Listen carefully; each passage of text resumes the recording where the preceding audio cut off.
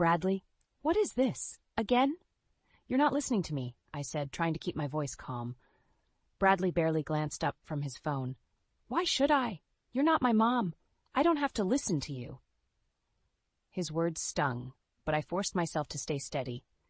I had been married to Sean for 4 years now, and dealing with Bradley's rebellion had become a daily struggle. Sean's mother, Carol, standing in the doorway, watched the exchange without a word, her expression one of mild amusement. Bradley, this isn't about me being your mom. It's about respect, I said, my patience wearing thin. Whatever, he muttered, grabbing his backpack and heading for the door. I sighed and turned to Carol. Can you please help me with him, Carol? He needs boundaries. He's a teenager, Valerie, Carol said dismissively. You need to give him some space. Bradley slammed the door on his way out, and I flinched. Carol looked at me like I was the one at fault. Every day felt like a battle, and I was losing. Later, Sean walked in from work, dropping his keys on the kitchen counter. Hey, Val, what's for dinner? I sighed. I was thinking of leftovers, Sean. We need to start saving money. Bradley's demands and Carol's shopping are getting out of hand. Sean frowned. Val, we've been over this. They're my family. We can't just change how things are overnight. No, I said, my voice rising despite myself. But we have to start somewhere. I can't keep doing this alone. You're overreacting. Stop worrying so much. We'll manage, Sean said dismissively. I turned away, frustrated. I felt more like a maid than part of this family, juggling the household finances and trying to make ends meet. Even with my job, covering the endless expenses was impossible when no one else seemed to care. That evening, I found Carol reclining in the living room, surrounded by shopping bags. Did you go shopping again? I asked, unable to hide the irritation in my voice. Carol looked up, unbothered. Just a few things. Bradley needed new shoes, and I saw a nice jacket for him. Carol, we can't afford this. We're already struggling to pay the bills, I said. We'll be fine, Valerie. Don't be so dramatic, she replied. As I tried to argue, Sean stepped in. What's the problem now? We can't keep spending like this, Sean. It's not sustainable. He looked tired. You're always making a big deal out of everything. Just let it go. I felt a wave of anger and helplessness wash over me. How could they not see what was happening? The next morning, I tried speaking to Bradley again before he left for school. Bradley, we need to talk about your attitude and spending habits. Leave me alone, he said, pushing past me. The door slammed shut again. In the quiet of the house, I sat down, feeling the weight of it all pressing on me. If something didn't change soon, I would break. As I looked around the house, filled with things we didn't need and couldn't afford, a sinking realization set in. I was invisible here, and my words fell on deaf ears. I stood up and walked to the little home office where I kept the bills. It was time to stop talking and start doing something about this mess. The next morning, as I placed a plate of scrambled eggs in front of Bradley, he gave me a disdainful look. I'm not eating that, he said, pushing the plate away. It's perfectly good food, Bradley. We can't afford to be wasteful, I replied, trying to stay calm. I'm not eating leftovers, he snapped. Why can't we ever have something fresh? Just then, Carol walked into the kitchen. Bradley, darling, you don't have to eat that if you don't want to.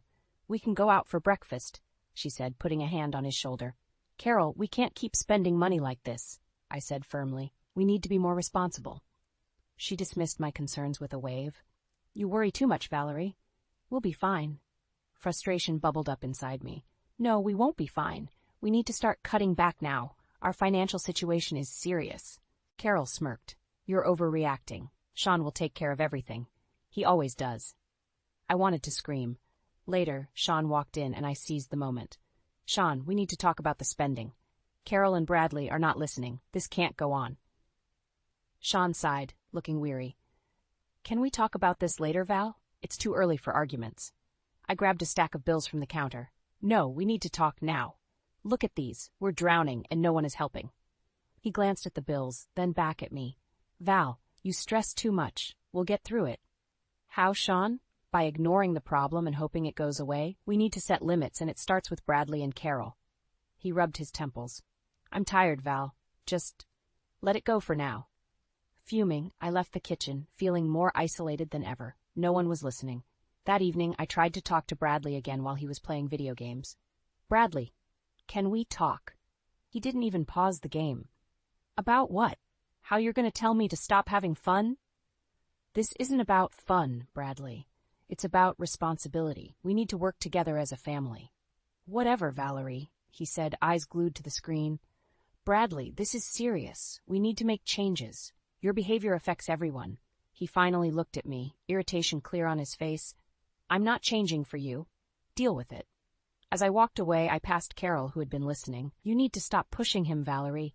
You're making things worse. I'm trying to help. We can't keep pretending everything is fine. You're the one causing problems, she said coldly before turning away. The days passed and the tension in the house grew thicker. One afternoon, I found Carol in the living room, arranging a pile of shopping bags. Carol, more shopping? We've talked about this. She shrugged, not bothered. Bradley needed new clothes. He's a growing boy. That we can't afford new clothes constantly. There are more important things we need to focus on. Sean said it's fine, she replied nonchalantly. Infuriated, I cornered Sean that night after dinner. Sean, enough is enough. We need to set boundaries. He looked exhausted and annoyed. What do you want me to do, Val? They won't listen to you, and they won't listen to me either. Then we'll sink. Is that what you want? I asked, my voice trembling. Sean didn't have an answer. As I watched him retreat into silence, something broke inside me. If they wouldn't change, maybe it was time I did. Ever since our last argument, a heavy silence filled the house. That silence broke when I walked into the living room one afternoon and saw Bradley tearing open a large box. What's that? I asked, already dreading the answer. Bradley's eyes lit up. A new gaming console. Grandma bought it for me. My heart sank. How could Carol keep doing this? I turned to find her standing in the doorway, her expression smug. Carol, we cannot keep buying expensive things. We have bills to pay. Carol crossed her arms. Valerie, it's a small gift. Bradley's been having a hard time. He deserves something nice. We can't afford nice right now, Carol. You know that. Don't be such a stick in the mud, Valerie. He's just a kid. I was furious. Enough, Carol. This kind of spending is sinking us. Sean walked in just as I was about to snap. What's going on? Carol bought Bradley a new gaming console, I said, shaking with anger. Sean rubbed his forehead. Val, can we not fight over this? Let's talk about it later. There's nothing to talk about, Sean. We need to make changes now. This isn't sustainable. He sighed, looking between Carol and me. We'll figure it out. I stormed out of the room, feeling utterly defeated. They were never going to change, and I was hitting a wall every single time. The next morning, I decided to take action. I waited until Bradley left for school and Carol went out shopping. Then I sat Sean down at the kitchen table. Sean, we need to make some serious changes. This is out of control, I began, trying to keep my voice steady. Valerie, I know you're struggling, but what do you expect me to do? He asked, exasperated. You need to start supporting me. Put your foot down with Carol and Bradley. We need to budget and stick to it. I'll talk to them, he said warily, but I had heard that before. No, Sean, you need to do more than talk. You need to enforce it, I said firmly. He looked at me for a long moment. I'll try, he finally said. But try wasn't enough. The following week, nothing changed. Carol continued her shopping sprees, and Bradley kept getting what he wanted. I felt like I was sinking into quicksand. Then, one evening, I overheard Carol talking to a friend on the phone. Valerie's always nagging about money. She needs to relax. Sean will take care of everything like he always does. That was the last straw. I waited until she hung up before confronting her. Carol, enough is enough. You can't keep treating this situation lightly. We need to stop this reckless spending. Carol looked at me with contempt. Valerie, you're overstepping. Who do you think you are? This is my son's house.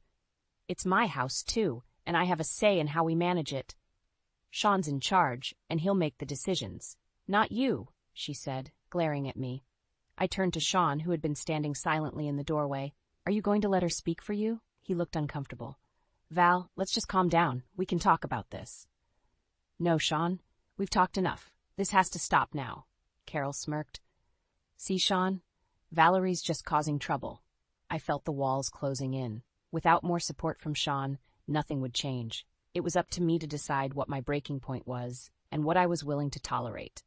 That night, as I lay in bed staring at the ceiling, I made up my mind. Sean might not back me up, but I had to stand my ground. This cycle had to end, one way or another. The tension in the house reached a boiling point the next morning. Carol was in the kitchen, humming softly to herself as she brewed coffee. Bradley was shoveling cereal into his mouth, ignoring me as usual. I took a deep breath and walked over to the coffee machine. "Carol, we need to talk." She glanced at me, raising an eyebrow. "What now, Valerie?" I kept my voice steady. "This can't go on. The spending, the disrespect, we're in a financial crisis and no one is listening." "Valerie, is this really necessary? You're blowing things out of proportion," she said, her tone dripping with condescension. "I'm not," I said firmly. "Sean and I have talked, and we need to make some drastic changes." Carol scoffed. "Talked? He'll come to his senses like he always does. You can't change how we live." "Actually, I can," I replied. "I'm not moving into the new house. This has gone too far. I've had enough." The room went silent. Even Bradley looked up from his cereal. "You can't be serious," Carol said, her voice rising. "Sean, tell her she's being ridiculous." Sean stood in the doorway, looking helpless. "Val, are you sure this is what you want?" I nodded. "I've thought about it, Sean. I'm done enabling this behavior. I need a break from all of this." "You can't just leave," Bradley said, standing up. "Who's going to handle everything?" "I'm sure you'll manage," I replied, keeping my voice calm. Sean stepped forward. "Valerie, we're a family. You can't just walk out." "Watch me," I said. The determination in my voice surprised even me. That night, I packed my bags. Every creak of the suitcase zippers sounded louder in the quiet house. Sean came into the bedroom and sat on the edge of the bed. "Val, please reconsider. We can make things better. I've given it 4 years. Nothing's changed. I need to take care of myself now." "How can you do this to us? To me?" His voice broke, and for a moment I saw the vulnerability in his eyes that I'd fallen in love with. But it wasn't enough to hold me back this time. "I'm doing this for me, Sean. I need space, and I need peace." With my bags packed, I stood at the door. Bradley stormed past me, his face twisted with anger. "You're just a quitter," he spat. I ignored the sting of his words and walked out, feeling a strange mix of sadness and relief. In the new apartment, the silence was different. Peaceful, almost welcoming. As the days went by, I started to find a rhythm, a sense of self that had been lost in the chaos. Back at the old house, things began to unravel. I received a call from Sean late one evening. "Valerie, we need you. Things are falling apart here." His voice was laced with panic. "You need to handle it, Sean. I've done my part. Please, can you at least think about coming back?" "I can't, Sean. You need to face the consequences of your choices. I need to move on." As I hung up the phone, I felt a weight lift off my shoulders. For the first time in years, I slept soundly, knowing I had finally taken control of my life. I closed the door to my new apartment with a sense of resolve. The place was small but clean, a blank canvas ready for a fresh start. I began to unpack my life, each item a reminder of what I had left behind. Sean's calls were increasingly desperate. "Val, we can't manage without you. The bills are piling up. The house is a mess," he confessed during one of our conversations. "Sean, you need to step up. I can't keep saving you." I replied firmly. Weeks turned into months, and I settled into a new routine. I found solace in the simplicity of my new life. Carol's incessant calls were easy to ignore, each one more shrill and panic-stricken than the last. One morning, while I sipped my coffee, I received a knock on the door. Opening it, I was surprised to see Bradley standing there, looking more disheveled than I had ever seen him. "Bradley, what are you doing here?" I asked, keeping my surprise in check. I need help," he mumbled, looking at his feet. "Come in," I said, stepping aside. He shuffled in, looking around the small, tidy apartment. "This place, it's different. It's mine," I replied simply.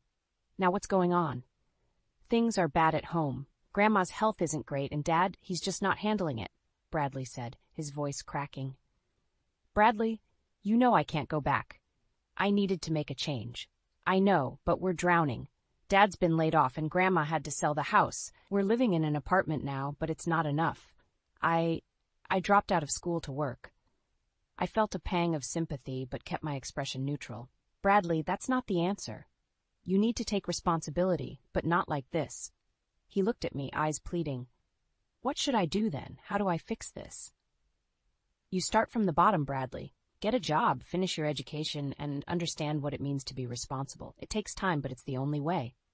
I know I treated you horribly. I was wrong. I need to make things right, but I don't know how, he confessed, tears welling up in his eyes. You took the first step by coming here. The rest is up to you. If you need guidance, I'm here. But I won't solve your problems for you. Bradley nodded, wiping his eyes. Thanks, Valerie. I'll work on it. As he left, I felt a strange sense of closure. The boy who had once been my greatest source of frustration was now seeking my guidance. It wasn't revenge I wanted, but change, and it seemed like it was finally starting to happen. Later that evening, I picked up my phone and dialed Sean. Hey, we need to talk. Val, I miss you. We need you. I need you. His voice was barely above a whisper. I can't come back, Sean, but I wanted to check in. How's Bradley? He's trying. He's working and planning to go back to school. I think your leaving was a wake-up call for all of us. I'm glad to hear that, but Sean, you need to learn to manage without me. I know, I'm learning, slowly, but I am. As I hung up, I felt a sense of accomplishment. My departure had forced change, real change. It wasn't instant, but it was happening.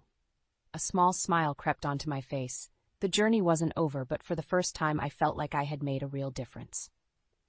As weeks turned into months, I heard less from Sean and more about their struggles through mutual friends. It seemed reality had finally caught up with them. One evening, I got a call from an old friend who had run into Sean at the grocery store. Valerie, I saw Sean today. He looked terrible, asked if you knew he lost his job, she said. The news hit me, but I stayed calm. Thanks for letting me know. How's Bradley? Doing his best. From what Sean said, working part-time and trying to finish school, she replied. Good to hear, I said, trying to mask my concern. The next day I got a call from Sean himself. His voice was strained. Valerie, things have gotten worse. I don't know what to do. What happened, Sean? I got laid off, Val. We can't keep up with the expenses. Carol's health is declining and Bradley's trying, but it's not enough, he said, defeat ringing in his tone. This was never supposed to happen, he continued. I thought we could handle this. Sean, you have to take control. Talk to your mother. Set boundaries. It's the only way. But she won't listen to me. She never did. She has to now, or you'll all suffer the consequences, I replied firmly. I'll try, he said, though he didn't sound convinced. Time passed and the storm continued to rage at their end. One evening I decided to take a walk. Fresh air always cleared my mind. As I passed by my old neighborhood, I saw Bradley working at the local car wash. He looked worn out but focused. Hey, Bradley, I called out. He looked up, surprised but pleased to see me. Valerie, hey. How's it going? I asked, genuinely curious. It's tough, he admitted, but I'm managing, trying to save up and finish high school. I'm proud of you for sticking it out, I said. Thank you, he replied, gratitude in his eyes. I realized I took a lot for granted. I should have listened to you sooner. It's never too late to change, I said. Keep working hard and things will get better. He nodded, determination etched on his face. I will. Walking back, I felt a strange mixture of emotions. I cared for them, but I also knew they needed this struggle to truly understand the value of responsibility. A few nights later, I received another call from Sean. This time, his tone was desperate. Val, Carol's health is really bad. We had to sell the house and move into a small apartment. It's all falling apart. I'm sorry to hear that, Sean. You two made choices that led to this, I said, trying to stay firm but compassionate. Can you help, Val? Please. I don't know what else to do, he pleaded. You need to face this, Sean. Learn from it. I see that now. I see how much we relied on you, but it's too late, he said softly. You can still turn things around. Focus on Bradley and make things right with him. I will. Thank you, Val. As we ended the call, I realized their downfall was the wake-up call they needed. It was painful to see them struggle, but necessary for true change. They had to experience the consequences of their actions to learn and grow. Despite the chaos, I felt a sense of hope. Perhaps this was the beginning of a new chapter for all of us, one filled with hard-earned lessons and the promise of a better future. I was in the middle of organizing my apartment when my phone rang. I almost didn't answer it, but the name on the screen caught my eye. Sean. Valerie, I hate to ask, but I really need your help, he said, voice strained. What happened now? I asked, bracing myself. We're being evicted. I don't know where else to turn. He admitted. I took a deep breath. Sean, you ignored my warnings for years. Why do you expect me to help now? Please, Val, I've realized how much you did for us. We can't manage without you. You chose to ignore me, Sean. You need to face the consequences. But what about Bradley? He needs stability, he pleaded. I closed my eyes, considering. Bradley is trying to make things right, but you have to lead by example, Sean. I'll do anything. Just help us get back on our feet, he said, desperation clear in his voice. I'll think about it, but understand this, Sean. I won't be your crutch anymore. We hung up, and I felt a mix of emotions. Part of me wanted to rush in and fix everything, but I knew that wouldn't help them in the long run. A week later, I got another call from Sean. Valerie, we've found a small place we can afford, but I need a loan for the deposit. Can you help? Sean, I'll lend you the money, but this is the last time. You have to make a plan and stick to it. I promise, Val. This time will be different. We arranged to meet at a cafe to finalize the loan. As I arrived, I saw Sean sitting at a corner table, looking more worn than I'd ever seen him. Thank you for coming, he said as I sat down. I'm doing this for Bradley, I replied. Sean nodded. I understand. We'll pay you back, I swear. I handed him the check. Make sure you do, and start taking responsibility. Bradley needs you to be strong. I know, I will. Thank you, Val, he said sincerely. As I left the cafe, I hoped this would be the turning point for them. Days passed, and I focused on my own life. One afternoon, I received a call from Bradley. Valerie, can we meet? I have something to show you. Curious, I agreed. We met at a small park. Bradley looked healthier, more focused. Look, he said, showing me a report card. I passed all my classes. I'm graduating next month. Bradley, that's wonderful. I'm so proud of you, I said, genuinely happy. Thanks, Valerie. I couldn't have done it without your guidance. You did the hard work, Bradley. Keep it up. As we sat and talked, I realized how much he had grown. He was maturing into a responsible young man. How's Sean? I asked. He's trying. He's working 2 jobs now and managing the finances better. Good to hear. Stay on track, both of you. We will, Valerie. We've learned a lot from this, he said. Walking back to my apartment, I felt a sense of closure.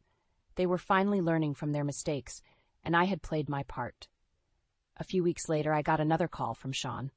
Val, I wanted you to know we've paid the first month's rent on time. Things are looking up. I'm glad to hear that, Sean. Keep it up. I will. Thank you for everything. As the call ended, I felt a sense of peace. My decision to leave had been the catalyst for real change. While they still had a long way to go, they were finally on the right path. For the first time in years, I felt like I could breathe easy, knowing I had made the right choices for myself and, indirectly, for them as well. A few months passed, and life carried on without much contact from Sean and Bradley. One day, while returning from the grocery store, my phone buzzed with a message from Bradley. Valerie, can you meet me at the park? Need to talk. I agreed, curious and maybe a little concerned. When I arrived, I found Bradley sitting alone on a bench, a somber look on his face. What's going on? I asked, taking a seat beside him. It's Grandma. She's not doing well. We had to sell her part of the house to pay for medical bills, he confessed, eyes downcast. I'm sorry to hear that, Bradley, I said sincerely. It's been really tough. Dad's trying, but he's stretched so thin. We're just surviving day by day.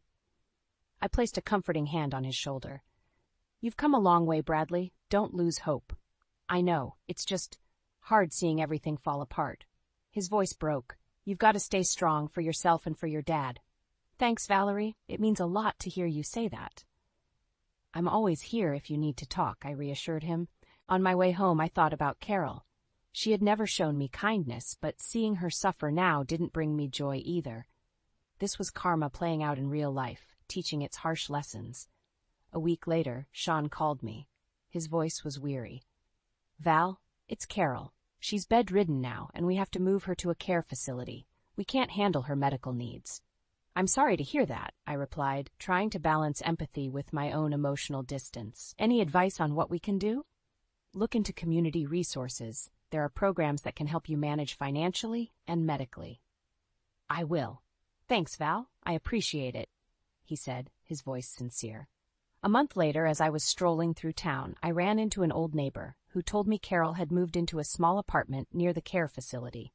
The news left me feeling a strange mix of vindication and pity. One rainy afternoon, I stopped by the local diner for a coffee. As I entered, I saw Bradley cleaning tables. He looked up and smiled when he saw me. Valerie, hey. Hey, Bradley. How's it going? Better. Dad got a more stable job, and I'm working here part-time while finishing high school. I'm glad to hear that. Keep working hard. I will. Thanks for everything, Val, he said earnestly. As I left the diner, I bumped into Sean. He looked older, more worn, but there was a glimmer of hope in his eyes. Valerie, he said, his tone softer than I remembered. Sean, I replied, keeping my emotions in check. I wanted to thank you. Your leaving made us wake up. We're still struggling, but at least we're trying now. I'm glad to hear that. You know, Sean, it's never too late to change. He nodded. We're learning that the hard way. As we stood there, the rain pouring around us, I felt the closure I had longed for finally settling in. The Turner family had learned their lessons through the trials they'd faced, and while it had been a difficult journey, it was clear they were on a path to redemption. Take care, Sean, I said, turning to leave. You too, Val, he replied, his voice carrying a sense of genuine appreciation. Walking away, I felt lighter. The drama and chaos that once filled my life had dissipated, leaving room for new beginnings. Bradley's growth, Sean's newfound responsibility, and even Carol's change of circumstances were all part of the greater tapestry of life's lessons learned. For the first time in a long while, I felt at peace, knowing my decisions had steered not just me, but all of us towards a better future.